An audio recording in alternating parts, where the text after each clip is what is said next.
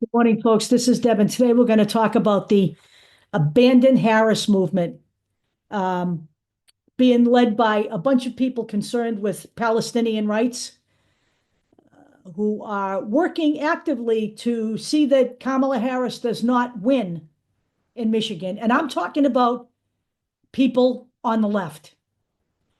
So let's talk about this for a few minutes.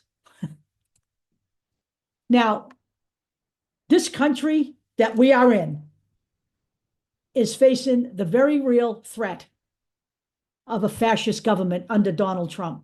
And denying Kamala Harris, Michigan, a swing state, for the rights of the Palestinian people is not a good trade off. There are multiple reasons for this. And let me just say this is all being led by Shama Sawant, and Jill Stein is also involved in this. And we're going to tie this all together for you so you understand where this is coming from. So, the whole idea here is we're going to punish the Democrats. We're going to spend time punishing the Democrats by stealing a swing state for a candidate who does not give a shit about the Palestinian people. And that candidate I'm talking about is Donald Trump, because Jill Stein has zero chance of even winning Michigan, let alone a path to victory for the presidency. And I will tell you this about Jill Stein. She has spent $100,000 hiring a firm whose leader is a Donald Trump supporter involved in January 6, 2021. She is also using Trump-affiliated lawyers to gain ballot access in the swing states, all for a vanity project. This is all about Jill Stein. It's not about the Palestinian people, and it's not about saving the United States and its democracy either. And it's not about saving democracy on the part of the people on the left participating in this. Let's face it. You can't have this played out as something that's, I don't know, honorable, because it isn't. It isn't.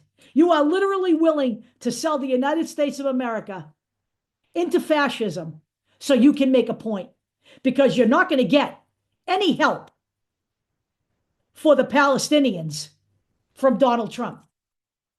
Donald Trump has already stated if he's elected, he's going to reinstitute his Muslim ban. He's a man who has talked about Gaza being the next Monte Carlo.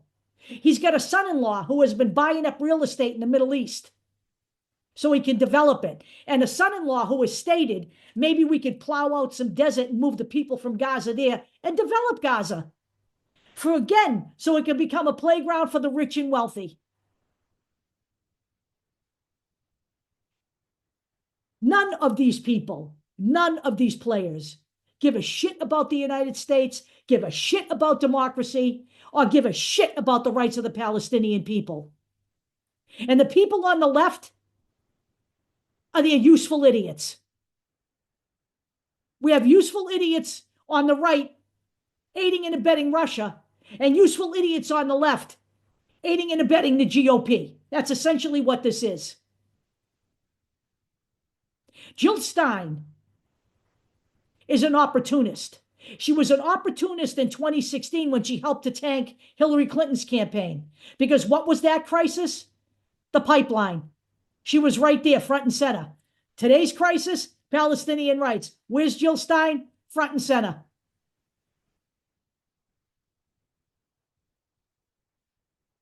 At least RFK Jr. dropped out. He saw the writing on the wall. Jill Stein, she's staying in, and she's aiding and abetting the GOP. She's literally working with the GOP operatives. Now I'm going to tell you something. The people supporting this Abandon Harris movement in Michigan are people who aren't serious, just like Jill Stein is not a serious candidate and never has been. Perhaps she should start maybe by running for the Senate or the House.